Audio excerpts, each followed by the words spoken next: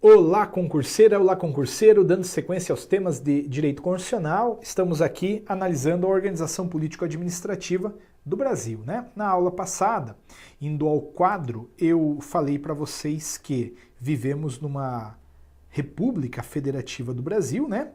Que é formada pela união indissolúvel dos entes que aí estão: União, Estados, Distrito Federal e municípios.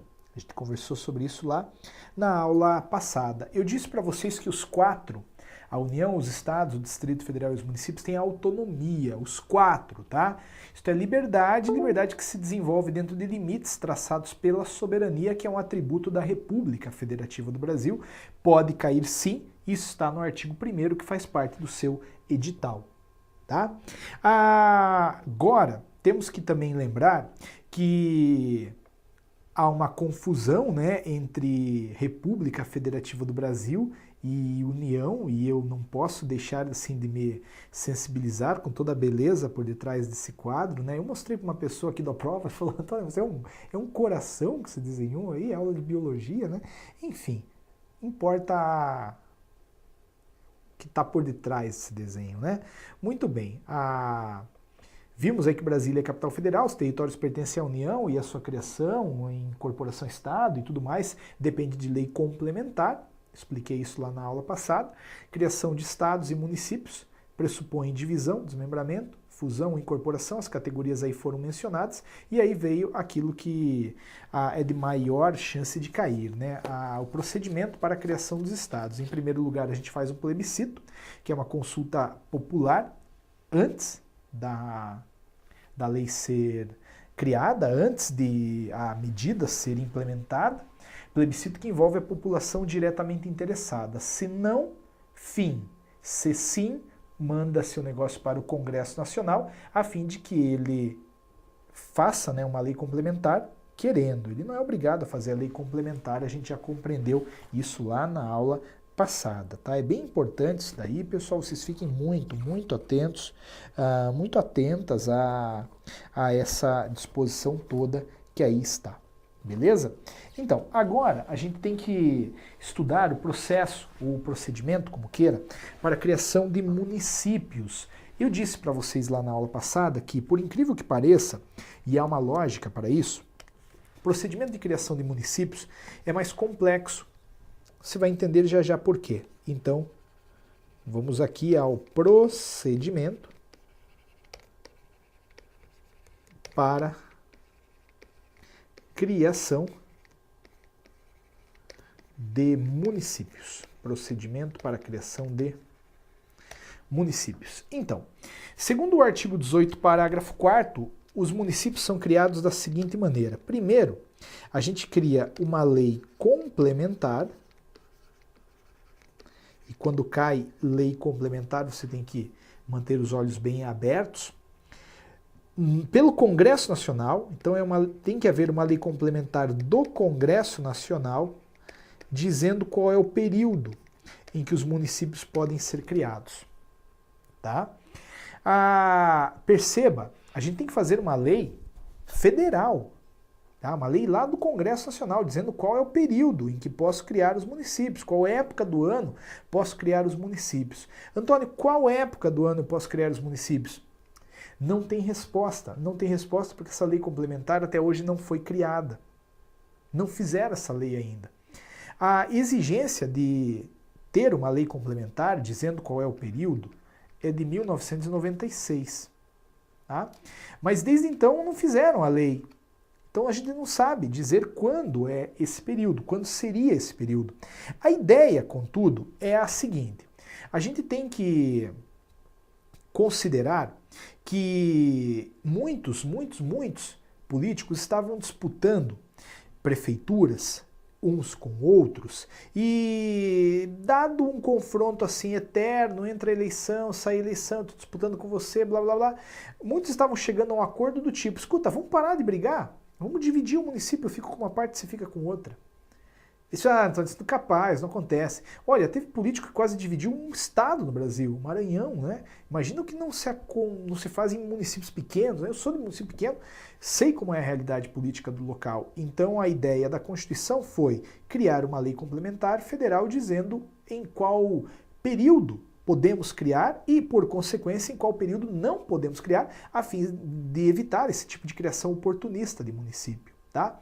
Independentemente de haver ou não a lei, saiba que a existência dela é um requisito e que ela tem que se apresentar na forma de uma lei mais difícil de ser criada, na forma de uma lei complementar. Supondo que a lei haja, o próximo passo é a divulgação de estudos de viabilidade municipal. Divulgação de estudos de viabilidade municipal. Então perceba que eu tenho que fazer um estudo apontando as consequências da criação do município, sejam elas positivas, né? Sejam elas negativas. E não basta só fazer, não. Eu tenho que divulgar esse estudo de viabilidade municipal. Esse ponto é determinante, está escrito aí. Eu tenho que divulgar estudos de viabilidade municipal, tá? Dizendo, poxa, vale a pena do ponto de vista tributário, do ponto de vista sanitário, do ponto de vista ambiental, saneamento ou não, né? Criar um município, juntar dois, dividir, é o estudo de viabilidade municipal que vai me dizer. E aí você percebe, poxa, legal esse negócio, é interessante, é razoável. Por que não há uma divulgação de estudos de viabilidade estadual, né? Por quê? Porque a gente vive no município. É aqui que as coisas acontecem. É aqui que eu pego o ônibus, é aqui que eu trabalho, é aqui que sai buraco na rua, é aqui que eu sou assaltado, é aqui que eu, enfim, passo o cano de esgoto.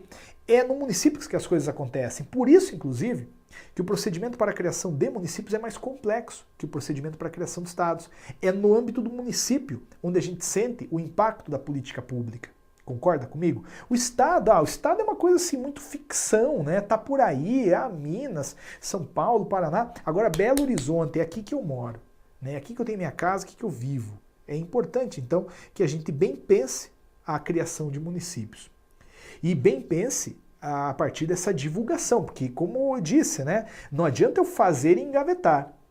Não, eu tenho que fazer e divulgar.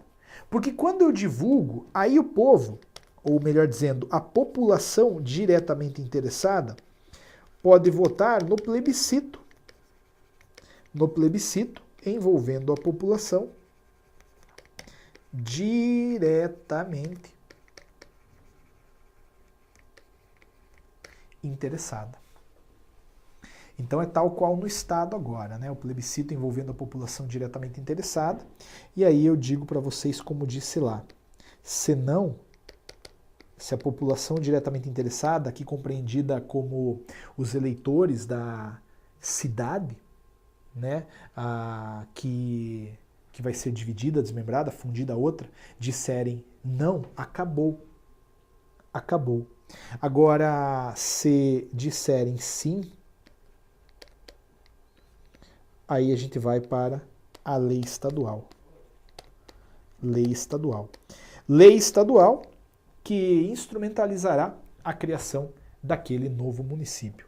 Então assim se fazem os municípios no Brasil. Eis o procedimento para a criação deles. Você deve estar muito, muito atento a isso que aí está. Beleza? Show de bola, pessoal. É muito bacana essa nossa análise aqui. E aqui, tal qual lá no ponto passado, existe uma possibilidade extrema de pegadinhas. Uma possibilidade extrema de pegadinhas. Porque pode perguntar lei ordinária, né? Referendo, lei municipal. Isso muito se pergunta, inclusive. É a lei municipal, a lei que vai criar o município. Não, ele não se cria, né? Ele não se cria. Não é assim que funciona. Beleza? Show de bola, pessoal. Isso tudo encerra o artigo 18. E me perdoe a chatice, mas eu quero ler agora o artigo 18 com você para tirar a prova e ver se o que a gente trabalhou está de acordo. E eu tenho para mim, me perdoe se estou errado, se você acha que eu estou, diga ali no não curtir, que é melhor a gente enfrentar o tema nessa perspectiva assim mais envolvidinha e depois comprovar no artigo 18 que fala: a organização político-administrativa da República Federativa do Brasil compreende a União, os estados, o Distrito Federal e os municípios, todos autônomos nos termos desta Constituição. Tá? Eu destacaria apenas que é nos termos da Constituição e não nos termos da lei, né? De qualquer forma, essa lógica aqui foi trabalhada contigo neste quadro. A República Federativa do Brasil, ela compreende, né, a União, os estados, o Distrito Federal e os municípios. Claro que a gente já agregou aí alguns valores, né, como, por exemplo, a questão dos territórios que está no 18 parágrafo 2º. Depois também falei da indissolubilidade, mas tudo isso foi apresentado neste momento aí, neste quadro, nessa tela genial aí. Genial, né, o desenho, evidentemente, merece uma olhada de novo o desenho. Enfim, Brasília é a capital federal. Tudo bem, isso a gente já sabia, estava aqui no 18 parágrafo 1º. E aí veio o 18 parágrafo 2º, dizendo que os territórios federais integram a União. E sua criação, transformação em Estado, ou reintegração ao Estado de origem, serão reguladas em lei complementar. A lei complementar você deve bem destacar. Tá?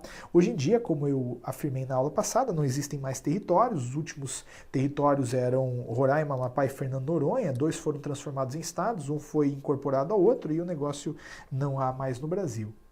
Aí veio o 18 parágrafo 3º, criação de estados, e o 18 parágrafo 4º, criação de municípios. A começar pelo 18 parágrafo 3º, que diz: os estados podem incorporar-se entre si. A gente já sabe que é incorporação, subdividir-se ou desmembrar-se para se anexarem a outros ou formarem novos estados ou territórios federais mediante a aprovação da população diretamente interessada através de plebiscito e do Congresso Nacional por lei complementar. Tá? Lei complementar e plebiscito é aí que virá a sacanagem da prova. E também lembre-se que de um estado eu posso transformar, né, um território, posso fazer nascer um território. Então Minas, assim, metade de Minas a gente não quer mais. Vamos passar para a União, entregar isso à União como se fosse um território dela. Dá para fazer? Dá. Quais são os pressupostos? Quais são os requisitos? Plebiscito, envolvendo a população diretamente interessada, e lei complementar. Aí veio o 18 parágrafo 4º, falando sobre criação, incorporação, fusão e desmembramento de municípios. Isto far-se-á por lei estadual, dentro de um período determinado por lei complementar federal, isto é, uma lei complementar do Congresso Nacional. E dependerá de consulta prévia, mediante plebiscito, às populações dos municípios envolvidos, após a divulgação do estudo de viabilidade municipal apresentados e, como disse, né, publicados na forma da lei, divulgados e publicados. Eu coloquei assim numa ordem de aparecimento um pouco diferente, porque assim é. Veja, eu não acho que a gente chegue a esse ponto na prova, mas eu quero que você entenda que essa confusão aqui, ela traz os elementos para a criação de um estado, mas ela é um pouco, aliás, para a criação de municípios, mas ela é um pouco confusa na ordem de acontecimento das coisas. A ordem de acontecimento das coisas é essa que está aí. Primeiro, tem que ter a lei complementar do Congresso Nacional, lei complementar federal, dizendo qual é o período. Isso é pressuposto. E isso foi inserido no texto constitucional em 96. Após, eu tenho que divulgar os estudos de viabilidade municipal. Com a divulgação, aí eu estou autorizado a fazer o plebiscito envolvendo a população diretamente interessada. E caso a população diretamente interessada ache que deve, aí eu faço a criação do município através de uma lei estadual. Então tem que ser assim, é como uma receita de bolo, tá? É como uma receita de bolo. Eu não posso fazer primeiro o plebiscito e depois divulgar o estudo de viabilidade municipal. Eu não posso fazer a lei estadual e depois divulgar o estudo de viabilidade municipal. Eu não posso inverter este ponto 1, 2, 3 e 4. Note, todos os pontos estão aí na literalidade do 18 parágrafo 4º, mas talvez não estejam com assim essa ordem que eu tentei passar para você nesse quadro. Como eu disse, não creio que chegaremos a esse ponto, mas se chegar, você vai matar. Você vai matar, tá? Beleza, aí temos o 18 parágrafo 3º, 4º e, enfim, o 18 inteiro. O 19 também está no seu edital, só que esse, assim, é literal. Esse, portanto, eu não vou desenhar no quadro com você, explicar para depois comprová-lo. Este eu vou direto aqui na tela, dizendo que os 4 entes da União, aliás, os 4 entes da República Federativa do Brasil, União, Estado, Distrito Federal e municípios, estão expressamente proibidos pela Constituição de fazer algumas coisas. Nós temos, então, vedações à União. Está escrito aí, é vedado à União, aos Estados, ao Distrito Federal e aos municípios, 1. Estabelecer cultos religiosos ou igrejas, subvencioná-los, embaraçar-lhes o funcionamento ou manter com eles ou seus representantes relações de dependência ou aliança, ressalvada na forma da lei a colaboração de interesse público evidente. Você já deve ter ouvido falar que o Brasil é um Estado laico, é um Estado leigo, é um Estado sem religião. É importante saber isso.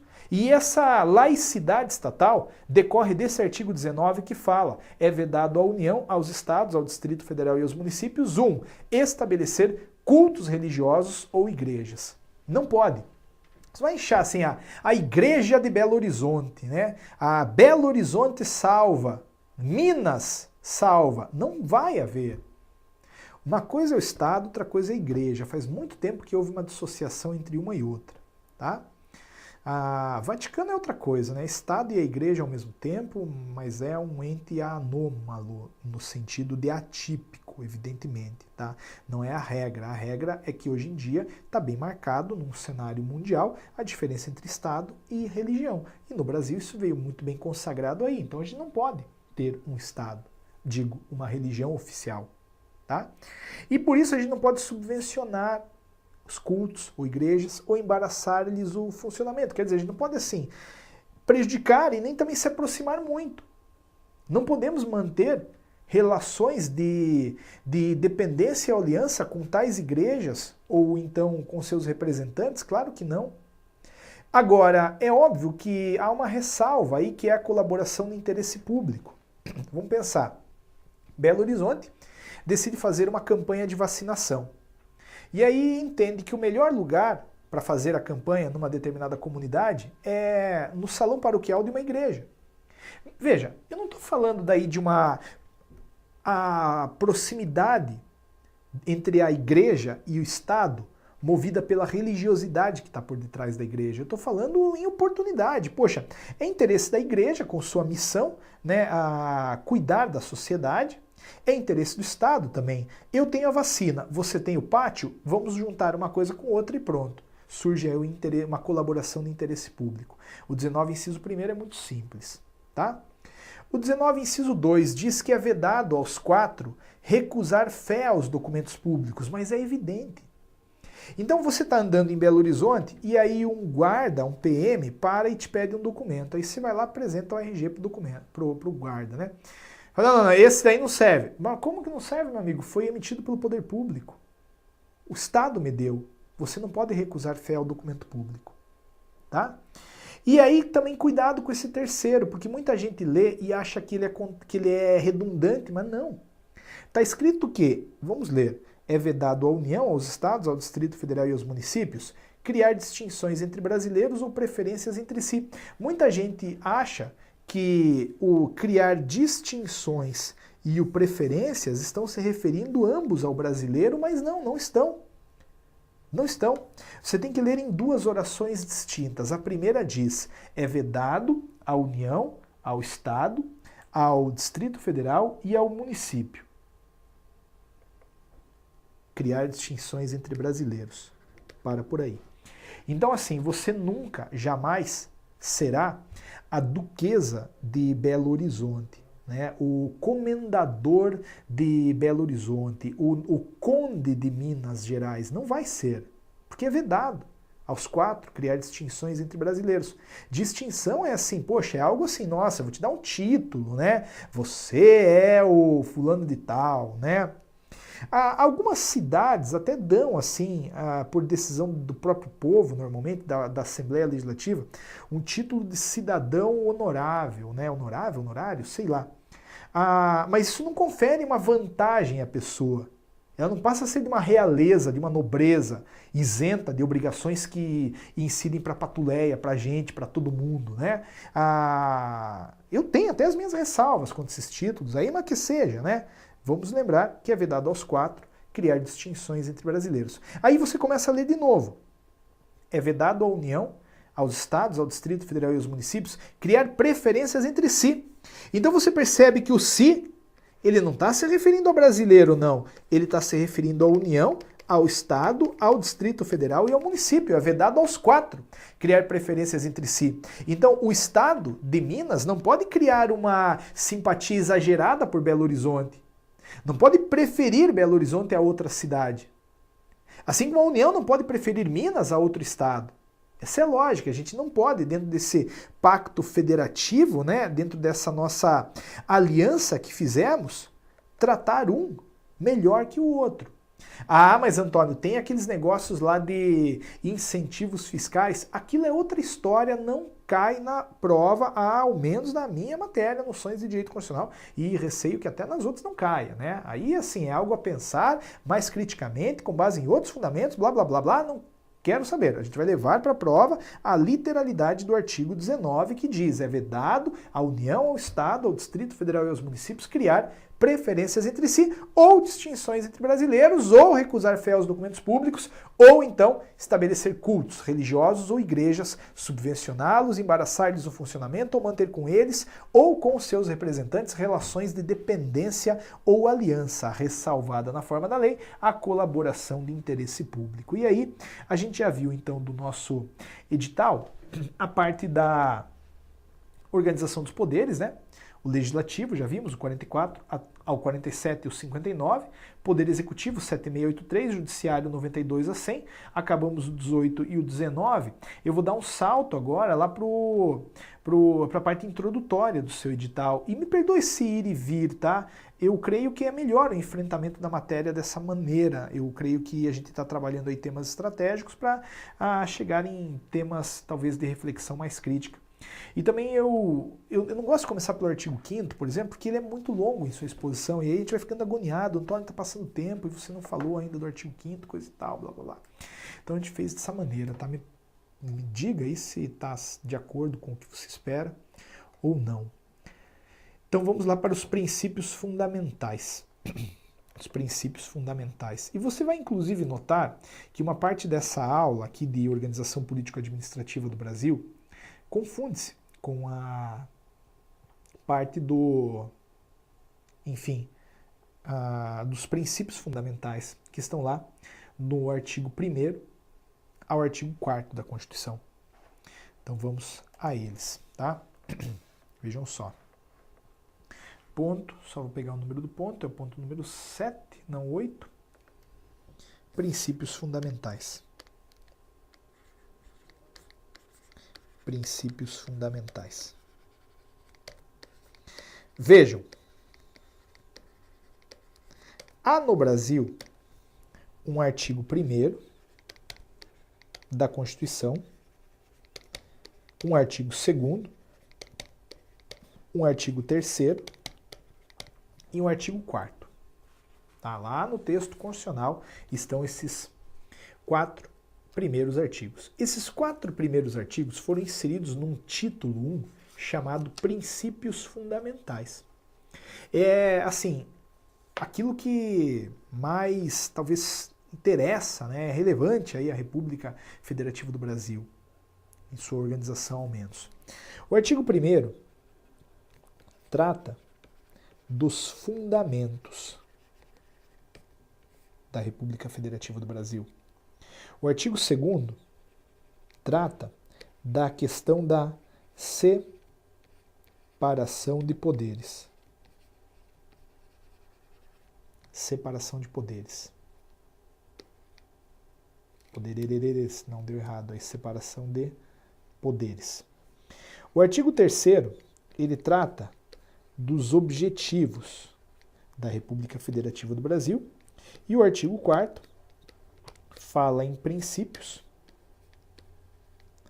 que regem o Brasil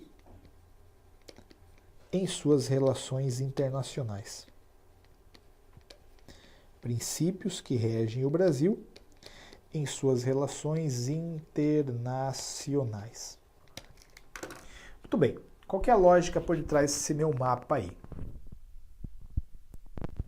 Eu sugiro que a gente pense da seguinte maneira. Fundamentos. Veja, quais são seus fundamentos? O que te dá força, né? O que te move? Quando você fecha o olho e começa a pensar no seu cargo de assistente administrativo, você lembra do quê? Alguém vai falar, eu lembro da minha família, eu lembro da minha namorada, eu lembro do meu futuro, eu lembro de tudo que passei, então, ou seja, da minha história, né? Você há de convir comigo que aquilo que te move é o teu fundamento. E aquilo que é fundamento é substantivo sempre. Isso aqui vai ficar claro mais tarde. Mas eu já quero que você entenda que o que está lá no artigo 1º é só substantivo. Assim como são substantivos aquilo que te move, né? A família, o amor, a fé, a força, a garra, a paciência, a perseverança, tudo isso é substantivo, beleza? Agora, a questão da separação de poderes, isso aqui é absolutamente simples. A gente já sabe que tem 3 poderes no Brasil, o legislativo, o executivo e o judiciário, a gente já falou deles, inclusive, né? São independentes e harmônicos, blá blá blá, já vou retomar isso daqui contigo. Há também há um artigo 3º que trata dos objetivos, e aí eu te pergunto de novo, qual que é o teu objetivo de vida? Não vou nem ser muito longo na minha reflexão. Qual que é o teu objetivo para hoje, para essa semana?